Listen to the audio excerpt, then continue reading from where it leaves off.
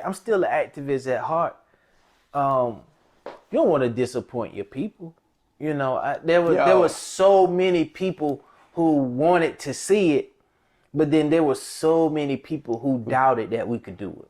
Weinstein, Epstein, the anger ain't the same. Dirty cops slide, then the anger ain't the same at all. No convictions, no accountability. The world said enough, ain't no more killing us. Our species endangered, judging by the data. Contrary to belief, black lives do matter. Really conveying the message that this is our lives, and we're asking Wilmington to support us, to say that we matter.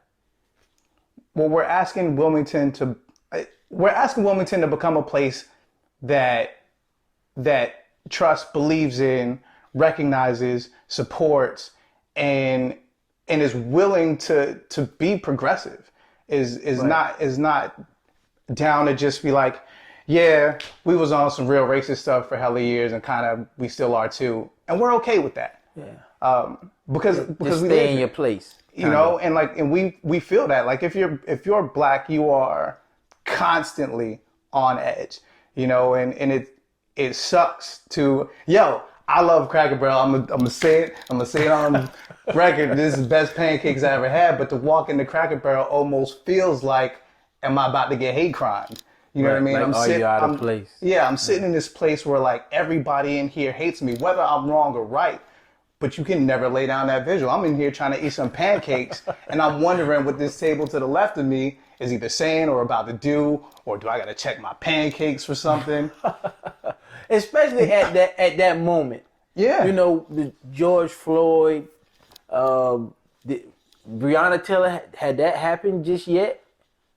I think we were at that moment. We were at Breonna Taylor. Yeah, we were at when all of that was popping off. And, you know, Ahmaud Arbery. So, you know, everybody was tense. And you have to pick a side. There's no such thing as like... No in between. It's no I don't see color. Yeah. At this point, don't say that to me. Yeah, at this point, like, you're either down or you're not down, and you've made a decision. Yeah. So you're right. Like, when I'm walking into a place, and that's the only way I see people now.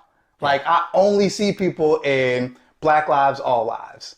You know what I mean? Like, that's the only way I can see people now. Yeah. And then when you walk into this place where you make the assumption, and half the time, 99.9% of the time, you're not wrong. Right. You know what I mean? And that's crazy. So we're fighting for Wilmington to want to change that. Right. Like, we shouldn't have to feel like that because y'all don't feel like that. Right. You know what I mean? There's a grand population of people who built Wilmington, of people who are in Wilmington, of people who are actively trying to do and are doing well in Wilmington, but y'all over here, like, not recognizing that or consistently devaluing. We're watching our protectors on national news. Like, nationally, we are known for, like, racist professors. We're known for cops who are down to start a race war. Right. You know what I mean? Like, why are we having to ask this question? Why? Like, why do you think we feel the way we feel? And I think to build on that, exactly that feeling, for some of us who even know how to navigate, we know how Wilmington is, but, you know, we are ambassadors for progressiveness, if that makes sense. You know, we can come into this room, we can go into the Cracker Barrel, and be the happy-go-lucky, peace-loving Negro, you know?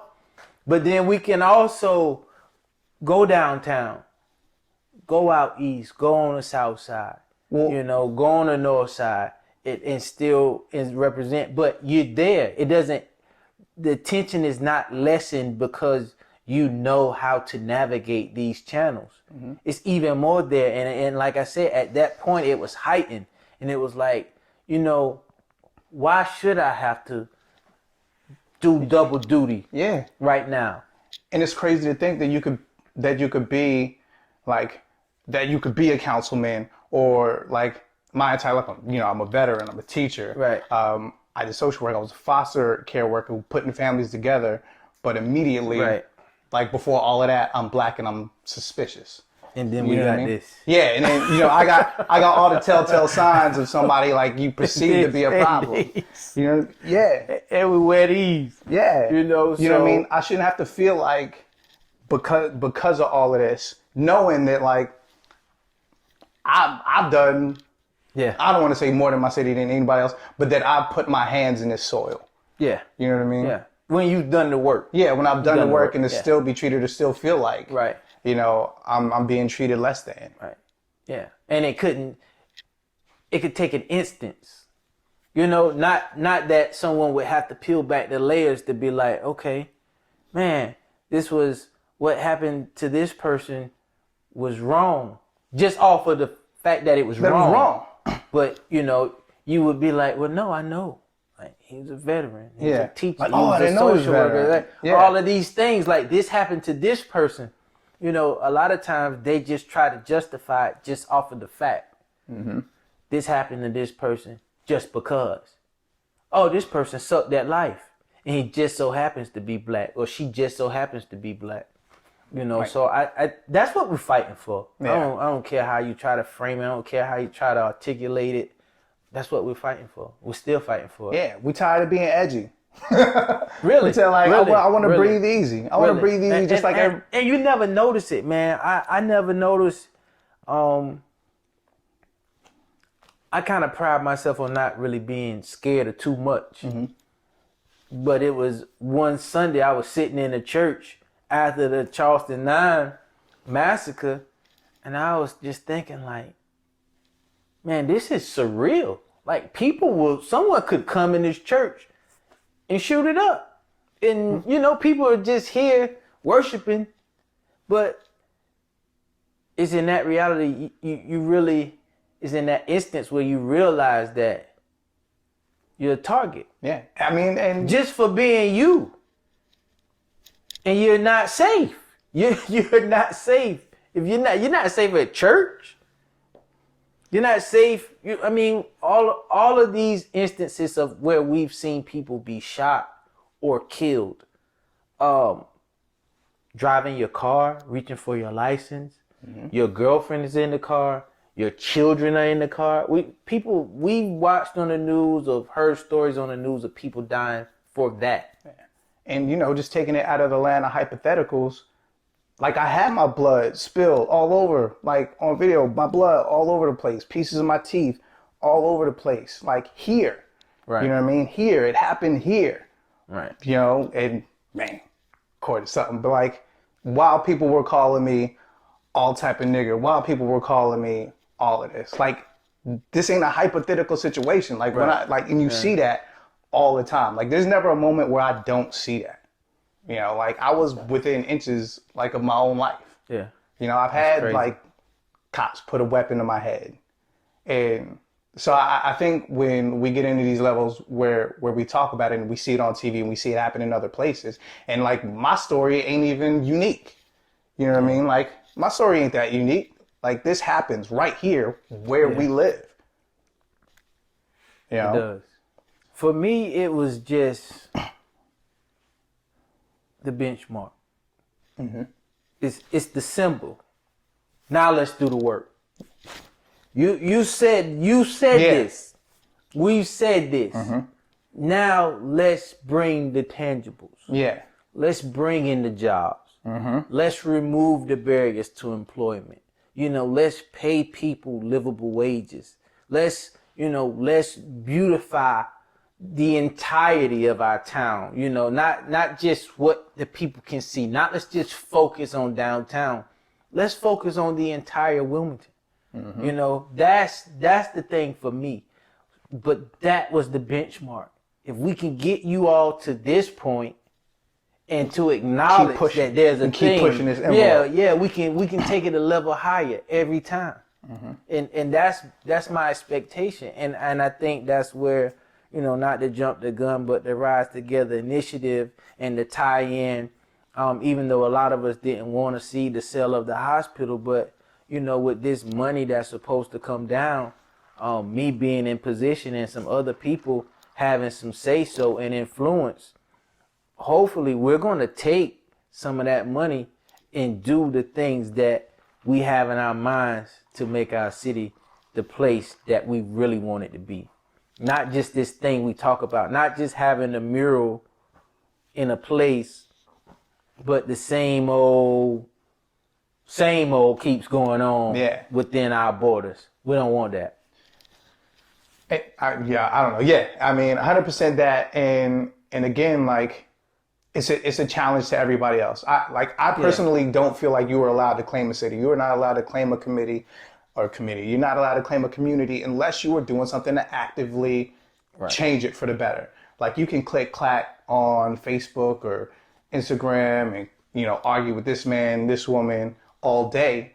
But like, what is your argument net you? Like, that's all that time spent complaining is time changing, you know, and that's sort of where this is. You know, it's a starting pistol. It's a bat signal. It's, you know, here we are, kick down the door. And that's what you just said is perfect.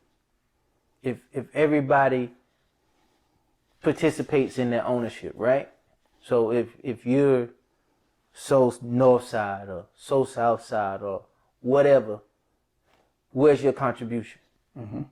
Where's your contribution to making it better? Not to tearing it down. Where's your contribution to making it better? And for me, you know, it's easy to see how complacent we could be with what we've been given. And it keeps getting smaller and smaller and smaller. And we just keep managing. We just keep managing to live. We just keep managing to survive. We just keep managing to take care of our responsibilities. But how could we not work to make it better for us and for the future generations? So for me, you know, I don't know if that's still a thing. I'm so Wilmington. There's, you know, this is my home. You know, I've lived here off and on for the entirety of my life. But I know I was like most other people who kept trying to leave Wilmington. But for some reason, I could never get away. Once I left and I came back to raise my son, I couldn't get away. You know, I was like, okay, I went and got an education. This was going to get me out of here. No. Okay, further that education. This got to get me out of here. Mm-hmm. No. And then the thing was, it was like a no-brainer. Just do the work. Yeah. Make it the place. Make it the place you want it to be. Make it the place you want it to be, because you think if the talent that we have here leaves to go somewhere else, how will our place ever get better? Yeah. Because there's nothing happening here that's going to usher in new talent that's going to make it better. Let's just be honest. Until we start making it better and we usher in that talent. Exactly. Until other people can look and say, man, they're really doing the work there. Now, there's some people who end up here because, you know, the beach, but they're getting... But they want the beach. They want the beach, but they're getting other metropolitan salaries. So you're getting sent here, but you're getting sent here off of New Jersey money. And you're being mad comfortable. It's easy for you to come here. I don't need to do nothing else. It's easy for you to come here and just let the beach be the incentive for you being here. But like Wilmington ain't all the beach. No, you know? No. We're a live working city. Exactly. And you know, there are people who don't want to leave Wilmington. And we want Wilmington to be that thing. For me, I know I want a little bit of Raleigh in Wilmington. I want a little bit of DC in Wilmington. I want a little bit of Atlanta in Wilmington. I want to be able to rub elbows with, you know, that type of class, black class in my city. And see, and I think I'm a little bit like, so I was not born and raised in Wilmington. I chose Wilmington as my home because there are places that have shown me that I can make this my home. And I left. I was one of those people too. Right. Because I came here for college initially. And like Big B, I think was most integral in showing me what it meant to be involved in the community. He showed me that like, if you want to live here, you have to earn your place here. And then, you know, I took all his tutelage and I left and I moved out to California. And I was out in California. And I did well in California, but it wasn't home. You know what I mean? Like, it didn't feel like home. And I ultimately came back, still doing the same thing, ended up meeting Seth from Support the Port. And I don't need a Raleigh here. I don't need a California here. I don't need a Charlotte here. I want to live in a city where I'm rubbing elbows with people like Councilman Spears, with Sed, with Louis T, with other people who don't need a name. They're just people who want to uplift, build, and watch this town come to prominence. Now, when I say a Raleigh, a Charlotte, I'm talking the vibe. You know what I mean? I didn't mean to misinterpret what you're saying. But no, I get what you're saying, but the vibe, you know, the DC vibe, you know, the Atlanta vibe, you know, like where we feel like we're proud of ourselves. Like where you can come and be like, okay, good. Like they do this, you know, like, hey, that brother work at the bank, that sister work. Like, but we can all come together in a space, you know, like that brother's a teacher. Like we need a U Street. The A to Z, where you that one place where you got the A to Z and everybody brings something different, and it only helps us thrive. And I think that's the one thing that Wilmington is missing. Like, we're in the top 10 in the state as a city, but we're missing that one thing, and we're losing a lot of talent because we don't have that. And I hear a lot like, man, I can't wait to leave here. Right, like, because I can't wait. I need to go somewhere else. They're missing the thing. Like, they're missing that authenticity of African roots, like of a mind trust, of a cohesiveness. Yeah.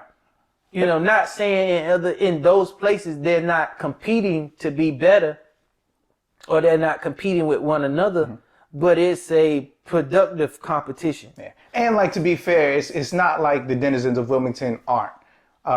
You know, we're up against a government that makes it more difficult. We're up against, you know, a downtown, you know, like conglomerate that makes it difficult. Right. So we do have all these extra hurdles and all these extra obstacles, but like, if you don't see it created, we had like everybody here has opportunity to create something. Yeah. And it ain't like it's unbelievable. Look where you at. Right. You know what I mean? Yeah. Yeah. No, it's definitely doable. And, you know, I think that's why I waved that flag. You know, that's why I'm so hands-on with it as well. Because I'm not saying everybody can do what I did, because, you know, we all have our special niche. But everybody can do something. But you can definitely step it up. Like, if you were a juggler, you can like rise to the top of that juggling class and juggle for change. Be the world's best juggler. Yeah. You know what I mean? And so that's what Wilmington has had. Wilmington has had people who changed the world. You know, if you talk about 1898, and we put so much emphasis on 1898, but we don't talk about 1897 and 1896 and 1895 and 1894, where we thrived, and Wilmington was the best and biggest city in the state. Yeah. It had something unique. I want to say that it was the most unique thing in the entire nation. And we lost that. And when that thing went away, look at where we are. We're still dealing with the ramifications of November the 10th, 1898, where you went from being a majority of a place and it was thriving to being 13%, 18%, and you can't find your way. So, you know, I'm talking about nostalgia. So I was talking to somebody not too long ago, or maybe about a month or so ago, and, you know, it's simple enough to say, but like, what if 1898 didn't happen? So how do you move forward with an 1897 mentality? And like, that hit me like a ton of elephants. Right. Like, having 1897 mentality. And that's what makes it easier to work. You know, I've never done anything with Haji. I know who Haji is. Yeah. You know, I respect who he is. But prior to this, I don't think we've never. I don't think we have. I think we've spoken. But we've never actually worked together, like really had not that our hearts weren't in the same thing, but like we've never like sat on the same couch. Had the common goal, and to say, you know what, let's fight for this. Yeah. And I think going forward, you know, you build that type of rapport with the person, and so now I'm thinking going forward, he'll pop in my head for something like, who could, man, I'm gonna get in contact with Haji about this, because, you know, this is down his avenue. This is something that he could do or provide some great insight. And I think that's the 1897 mentality. Mm-hmm. You know, even with you bringing what you provide to these media outlets, or you know, it's the 1897 mentality because it's a collective. You know, it takes all about of that us. setup. Yeah, it takes all of us. But I mean, us. just you look at it. Historically, we've done everything. Why are we always cast out? When we've done everything, we've invented the things. Yeah. And then history, you know, people come along and trick us into thinking that we don't belong. Oh, black people don't belong in water because it'll mess up their hair. Really? Oh, black people don't go in nature. Huh? Really? That's what we do our best. Where were we? That's where we came from. In the 14th century, Yeah. where were we? You know, I mean, I'll be camping like that, so. but, you know, but the potential is there. You know what I mean? But if I had to camp, yeah, you could. I could roast the fire, Yeah. marshmallow. Yeah, you can rub two sticks Ain't nobody together afraid and of get a no fire mosquitoes. going. Yeah. Well, I don't know now. It might make you uncomfortable. But I'm just saying, man, that really the potential is there for all of us. And I think, you know, that mindset makes it easier for us to do what we're doing. I mean, because years ago, man, I wouldn't be sitting down talking about 1898 or anything else. I would just be more concerned with myself, really, being really selfish and just doing my thing, and to take on community and the ability to work with others to make something happen. It blows my mind. Sometimes I'm looking at myself like, dude, is this even you? Like, what are you doing? And it's so second nature. Yeah. It's so second nature. I tell you, like, and I credit Big B all the time. But even like when I was a kid in Jersey, like my grandfather's neighbor, Mr. Haywood, his son was this dude Irvin. Irvin was like the coolest dude I ever seen in my life. I'm like 10. I'm in my head, he's like 40, but he was probably like 19, 20. And he drove this black Cadillac with the Playboy Bunny license plate and had a gold tooth. But like every day he would come home from work. he would come home from work and he would like scoop all the kids on the block, take us to Dairy Queen, and like he would make us clean up. Like he would make us clean up where we was at, you know, because like that was our block. And you need to take care of the block. Pride. And so you need to be proud of where you live. And if you want to say that you live there, you want to say this is your block, then you need to do something to earn it. Right. And so I took that with me all the time. And I'd always kind of found ways to work with kids specifically, because that's what I felt Irvin did. And then, you know, moving here, like, and then Big B was just always everywhere. And, you know, I was almost his shadow for a long time. And B is incredible about taking care of us. And by us, I mean the community, man. You know, when something's going on, and me, I guess sometimes I'm still kind of selfish in that vein, because I'll internalize when it gets crazy. I'm like, all right, how you gonna deal with this? And then he'll call, like, bro, you good? Like, yeah. And I'm still, it's him and a few others who are teaching me that. Like, you got to check on other folk. And you know, you need to check on people, because it wasn't like we were just battling city council or we were battling other people. It became like for me, it became like a struggle in myself too.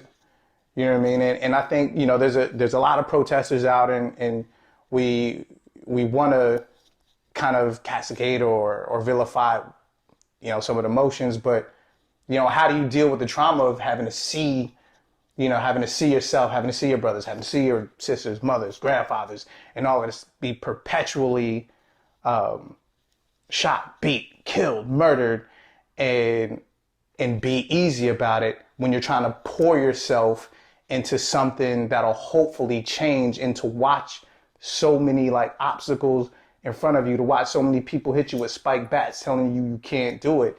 It'll drive you nuts. Right. It will drive you nuts. And you have to be assertive. with all that going on around you, and it's chaos. With all that chaos going on around you, how do you keep moving? You know, you gotta how you keep swimming, how do you keep punching? And you know, is Big B, you know, it's Big B and you know, my homie Sean, Los, you know, and my sisters as well, you know, they check on me. And that's why a lot of times on social media I use brother and sister a lot because you know, it's a family thing. You know, when people check on you, man, it does something for you. It recharges you, it re-energizes you. And you know, just to think, man, with so much what all of us have going on, just to be that selfless to check on somebody else speaks volumes. Because this ain't like, you know, we still got jobs. Yeah. You know what I mean? Like, Like outside of being activists, outside of wanting to fight, like we still got lives. We're parents. Right. We're like employees. Yeah. You know, I'm a grandparent. Grandparents too. You know, but and so you're right, man, and it's hard. You got to check that stuff at the door. Mm-hmm. You know, I'm checking it at the door, and that's kind of where I learned the spacing during that time. You know, I didn't want my family to get sucked into it and take it out on them. You know, I'm frustrated because, you know, you got a group over here that's talking crazy. You got a crazy email that's coming in, you know, because you're a government official. You know, some of your information is public and you're getting crazy phone calls. You know, I got a call and the guy was like, you know, you want Black Lives to Matter? Why don't you go down there on 11th Street?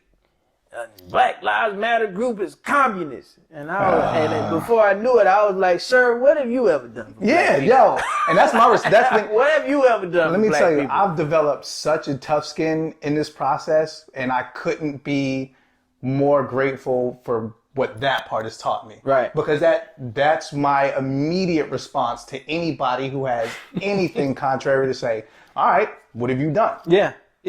What have you done? And that's for real. Like, and it doesn't take much more than that, than to ask a person, if you're dissatisfied with what I'm doing, what do you do? Floor is yours. What do you do? Mm-hmm. I haven't seen you. And I'm everywhere, all of the time. I've never seen you. Now, I'm not saying that it takes me to validate a person, but I haven't seen you. And I've done this work a long time. Yeah.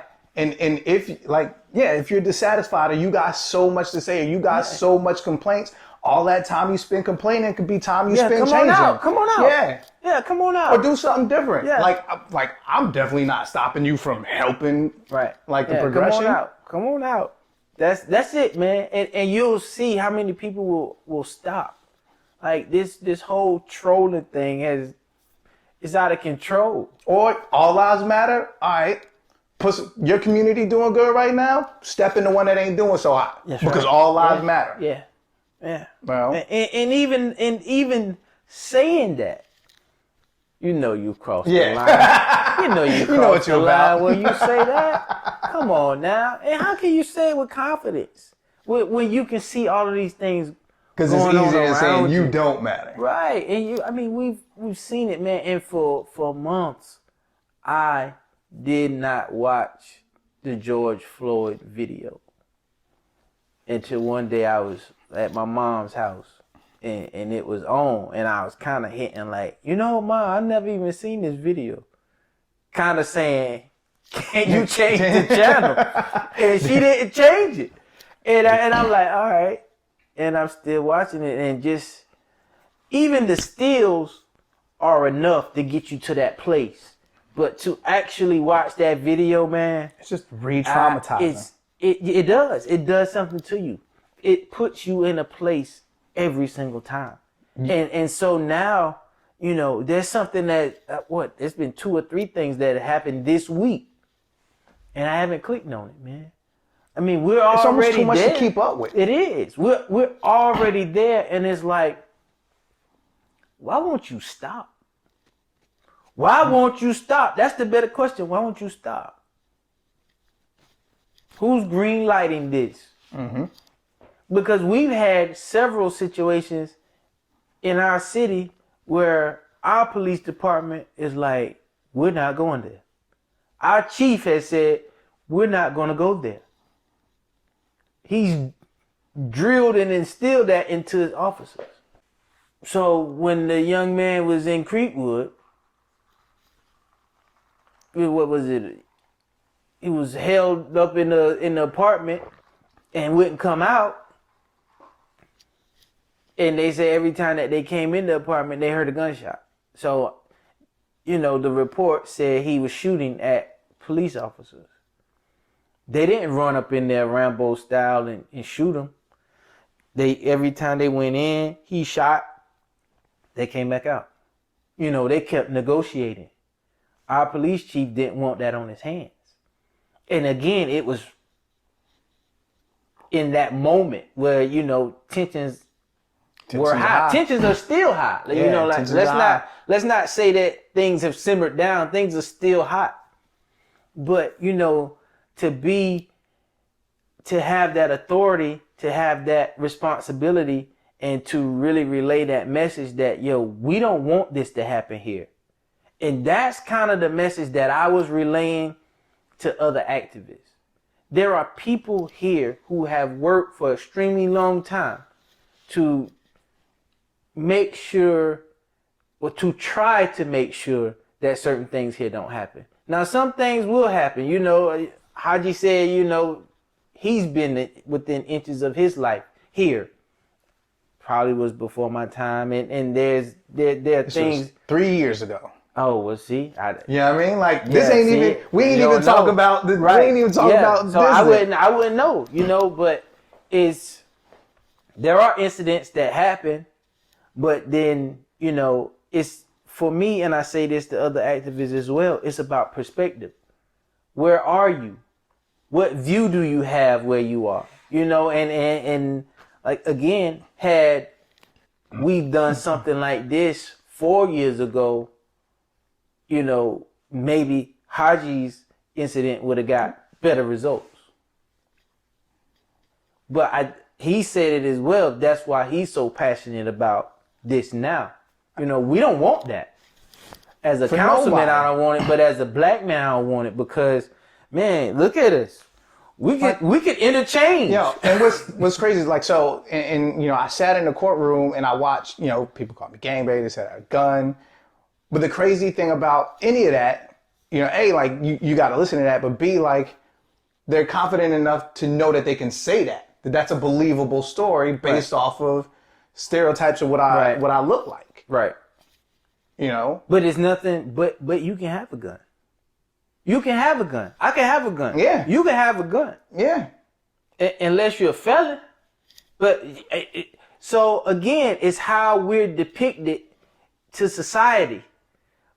People see us with the gun as a threat, but it's our Second Amendment right.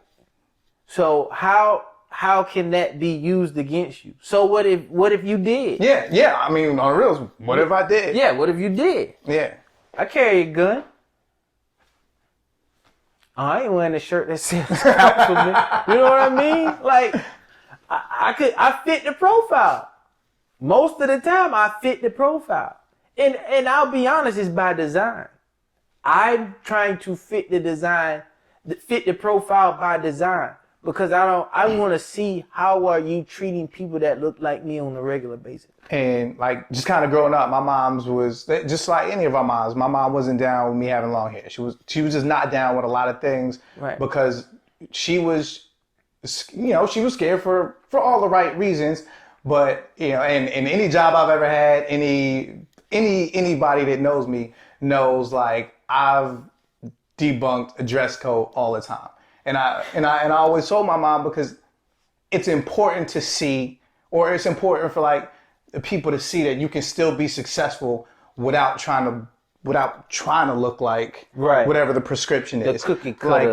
It's important for other young black men to, just like it was important for me to see that. You know what I mean? Yes, I believe in everything our moms are telling us, but imagine growing up to know that you already outside the race unless you look like what the prescription of like General America is, and you know, General Successful America don't typically look Don't like look us. like us, no. You know, and that never sat well with me. That never sat well with me. But just, you know, imagine just growing up. Imagine growing up thinking that. Like, you can't be a kid. Yeah. Like, I can't be a kid. Yeah. You won't be successful with that. Yeah. With that hair and those tattoos. I mean, you can find me Instagram at HPFangs, hpfangs.com, and hey pig, daddy loves you. That's my last words. You can find me at City Council every other Tuesday from 6:30 until. You can also find me on Instagram. What's my name on Instagram? Martin Luther Kong Jr. And on Facebook, Kevin Spears. Don't get me confused with my son though. What you mean you don't know? Well, let me tell you. Yeah, thank you, Lieutenant. They shot Aubrey on the jaw. Brianna, she was sleeping. Philando had a permit and he wasn't even reaching. Baby and his lady in his car while he was leaking. No surprise, I watched it all on Facebook Live. See, what they do to us when no one's looking ain't a mystery. But you would never know cause you ain't taught about our history. Oh, now these phones got you seeing it clear. Man, that knee been on her neck for like 400 years. And the pain and the rage come from hundreds of cries. Every time a black mother had to bury their child. Trayvon was walking home, Tamir was in the park, Botham was in his living room. They shot him in the dark. They do dirt, cover it, never see the slammer. So RIP to everyone who died off camera. My own people killing us, now cops is too. Now tell me what the fuck am I supposed to do? Come on, black people out in the streets, time to wake up. Allies down for the cause, time to wake up. Every race, color, and culture, you better wake up and work together.